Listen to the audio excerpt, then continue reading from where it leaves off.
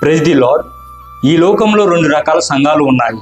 అవేవనగా, 1 జీవము కలిగిన దేవుని సంఘము, 2 దుష్టుల సంఘము. దేవుని సంఘానికి కాపరి ఉంటాడు. అదే దుష్టుల సంఘానికి అయితే కాటు వేసేవాడు ఉంటాడు.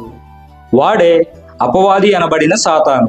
22వ కీర్తనలో యేసుక్రీస్తు వారు మంచి కాపరిగాను, 23వ కీర్తనలో గొప్ప కాపరిగాను, 24వ కీర్తనలో ప్రధాన కాపరిగాను మనకు కనిపిస్తారు. 22వ కీర్తనలో కల్వరి కొండగాను, 24వ కీర్తనలో రాకడ కొండగాను, ఈ రెండిటి మధ్య లోయగా 23వ కీర్తనలో ప్రభువారు మనకు కనిపిస్తారు.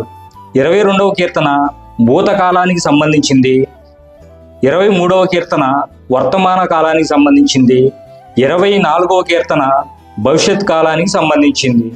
కల్వరి శిలువలో ప్రాణత్యాగం చేసిన యేసుక్రీస్తు వారు గొప్ప కాపరిగా మనల్ని రక్షిస్తున్నారు. రారాజుగా వచ్చి ప్రధాన కాపరిగా మనల్ని పరిపాలించబోచున్నాడు. ఈ చిన్న సమాచారం మీకు ఉపయోగకరంగా ఉంటుందని నేను భావిస్తున్నాను. ఆమేన్.